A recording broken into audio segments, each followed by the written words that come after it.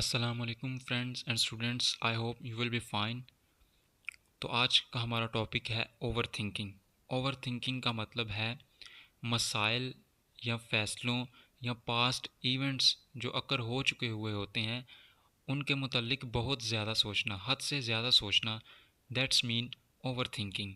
तो चलिए बिना वक्त ज़ाया किए शुरू करते हैं। Overthinking is the habit of thinking too much about problems, decisions और past events.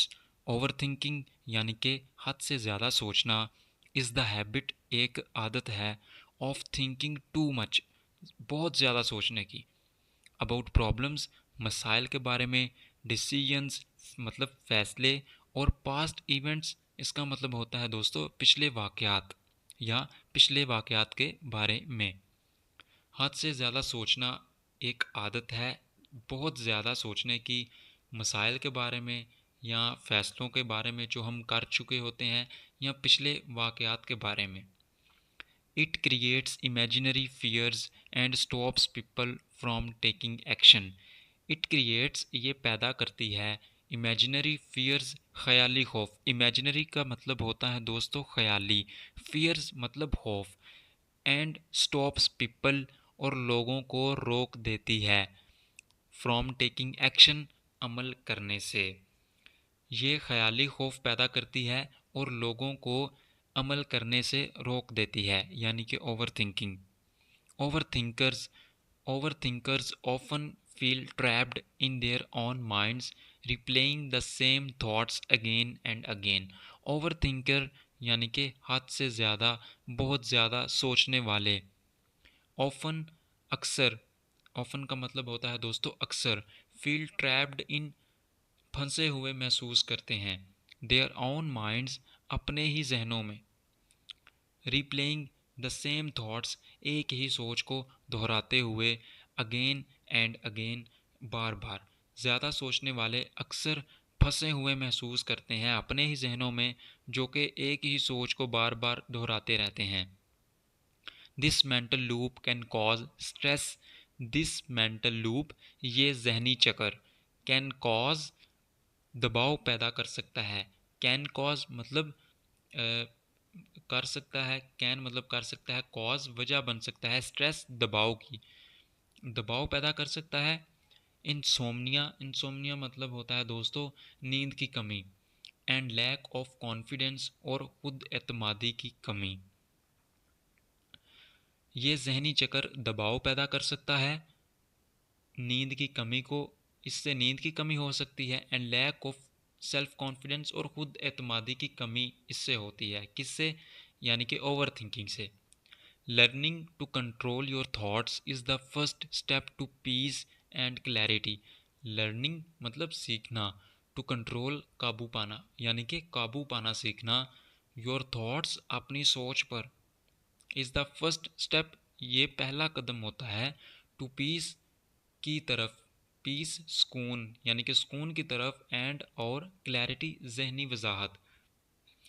अपनी सोच पर काबू पाना सुकून और जहनी वजाहत की तरफ पहला कदम होता है। People who over think often imagine worst case scenarios that may never happen.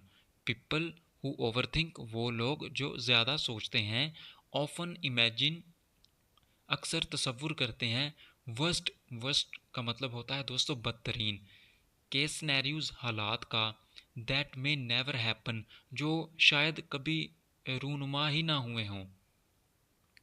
People who over think वो लोग जो ज़्यादा सोचते हैं अक्सर बदतरीन हालात का तसव्वुर करते हैं जो कभी शायद रूनुमा ही ना हुए हों।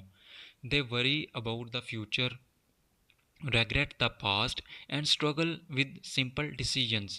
they worry वो फ़िक्रमंद रहते हैं या फ़िक्र करते हैं, अबाउट द फ्यूचर मुस्तकबिल के बारे में, regret the past माजी पर पछताते हैं, एंड स्ट्रगल और जद्दोजहद करते हैं, विद के साथ, सिंपल डिसीजंस सादा फ़ैसलों।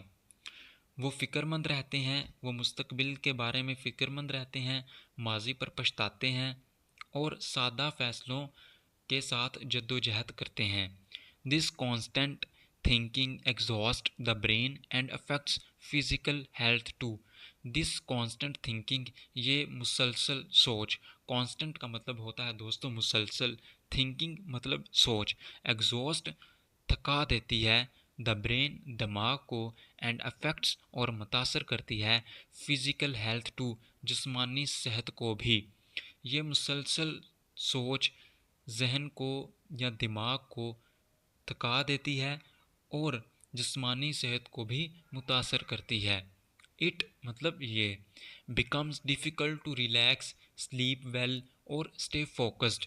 बिकम्स मतलब हो जाना, डिफ़िकल्ट मुश्किल, यानी कि मुश्किल हो जाता है, टू रिलैक्स सुकून करना, स्लीप वेल अच्छी नींद लेना, और स्टे या बरकरार रखना, फोकस्ड तवज्जो। ये या इससे अच्छी नींद लेना, सुकून करना या तवज्जो को बरकरार रखना बहुत मुश्किल हो जाता है। Breaking this pattern requires awareness, patience and mental discipline. Breaking this pattern, इस आदत को तोड़ना, रिक्वायर्स अवेयरनेस आगाही की ज़रूरत होती है, पेशेंस सब्र, एंड मेंटल डिसिप्लिन और जहनी नज़्म ज़ब्त। इस आदत को तोड़ने के लिए जहनी नज़्म ज़ब्त, सब्र और आगाही की ज़रूरत होती है। तो फ्रेंड्स, आज का ये हमारा पैराग्राफ था ओवर थिंकिंग पर, जिससे हमने अपनी वोकेबलरी को इंक्रीज़ करना सीखा, डिफ़िकल्ट वर्ड्स को सीखा, और सीखा कि किस तरह से हम ट्रांसलेट कर सकते हैं। अगर आपको इस वीडियो से थोड़ा सा भी फ़ायदा हासिल हुआ है तो हमारे इस चैनल प्रोफेसर इंग्लिश ऑफिशियल को लाजमी सब्सक्राइब कीजिए। मिलते हैं नेक्स्ट वीडियो में, तब तक के लिए अल्लाह हाफिज़।